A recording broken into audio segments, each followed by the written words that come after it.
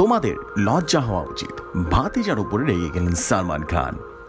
মেজাজ ভালো থাকলে তিনি সব সময় প্রিয়জনদের পাশে থাকেন, কিন্তু রাগ চড়লে কিন্তু মুশকিল।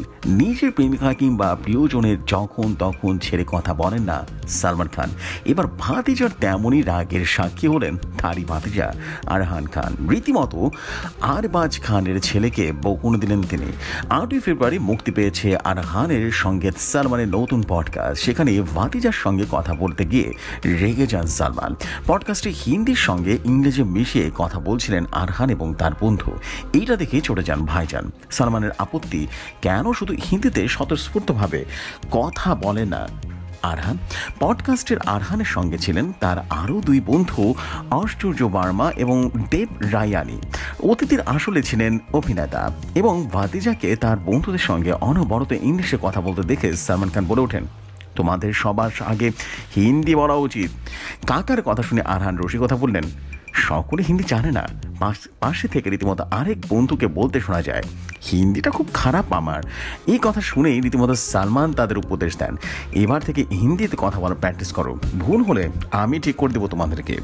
সালমানের কথা শুনে আরহান জানান, আমরা আসলে হিন্দি ক্লাস করছি, নইলে শায়ের পায়ের কাটা রীতিমতো হয়ে দাঁড়াবে এই ভাষা। এই কথা শুনেই ক্যামেরার সামনে সালমান ধমক দিয়ে উঠলেন। তিনি বললেন, হিন্দি জানো না তোমরা? লজ্জা হওয়া উচিত তোমাদের উপরে। যারা হিন্দি ভাষায় কথা বলে সেই সকল দর্শক শ্রোতাদের কাছে তো রীতিমতো শো পৌঁছে দিতে হবে তোমাদেরকে, নাকি তোমরা নিজেদের জন্যই শোটা করছো? নিশ্চয়ই সেটা নয়। আরহান এবং তার বন্ধুরা এমন কথা রীতিমতো অস্বস্তিতে পড়তে সালমান তাদেরকে আশ্বস্ত করে বলে, এই শো থেকে অর্থ উপার্জন করার ইচ্ছা আছে তো নাকি? সালমানের স্পষ্ট নির্দেশ, যেমন যা ইচ্ছে কিছু হয়ে যাক, রীতিমতো পরিবার সবার আগে।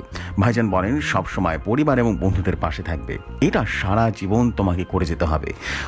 59 বছর বয়সে এসেও নিজেকে নানা পরামর্শ দেন অভিনেতা। একটা পরামর্শ তিনি দেন ভাতিজাকে, বলেন, আমি নিজেকে একটা পরামর্শ দিই, সেই পরামর্শই তোমাকে দেব। এই পরামর্শ শুনে হয়তো বা তুমি আমাকে ঘৃণা করবে, আমি নিজেকে এই পরামর্শ আরও জোরভাবে দিয়ে থাকি। জীবনে কাউকে 1 বার ক্ষমা করা যায়, 2 বার ক্ষমা করা যায়, 3 বার হয়ে গেলে বুঝবে সব কিছু শেষ।